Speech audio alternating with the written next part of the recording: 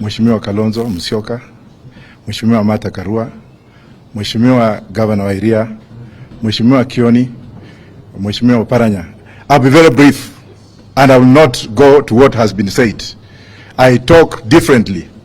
When you go to a place, you don't repeat what others have said because they have made a point. Baba has made a point, the rest have made a point. I've looked into this budget. This budget is rotten. I'm not going to comment on it because it doesn't have things that matter. In Kenya today, with Gulalu Galana, which was 1 million acres of land, we had proposed as Roots Party before, we had proposed that we shall take 200,000 acres of land in Galana Gulalu and grow wheat for export. We'll not be having this issue of manuring, this issue of propositions of taxes up and taxes down. Bank does not need fertilizer.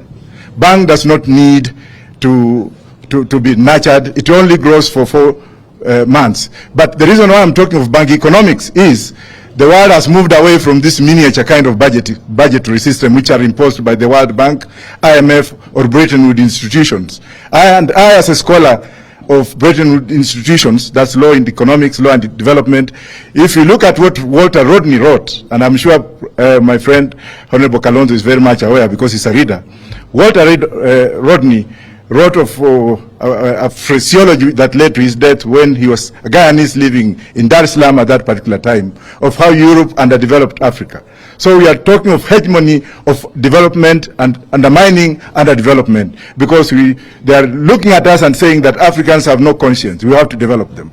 If you look at Professor Yunus of Bangladesh, who is also a scholar renowned for women banking, cooperative women banking, a theme that has been taken over by Bangladesh, which is mixed with Islamic banking.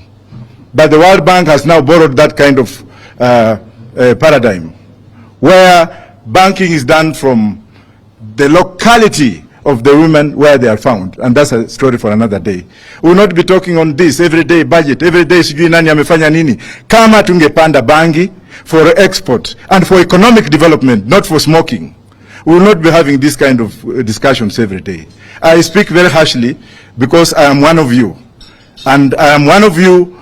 I am also recognized wherever I've been in terms of intellectual scholarly work that we have contributed to Harvard, London School of Economics, whereby the whites use us to develop some conscience. Now look at these theories that we are talking about here. These are the kingdom theories. There are theories that are violating what we call kingdom theories, where they talk of the garbage can and the policies. Now here, what Ruto has done is that he has brought a policy to look for a solution. No, he has brought a solution to look for a policy.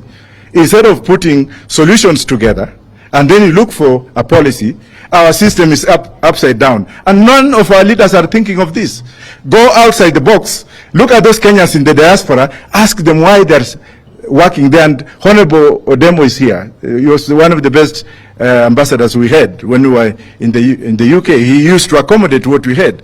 Let's look at what we can borrow from the diaspora.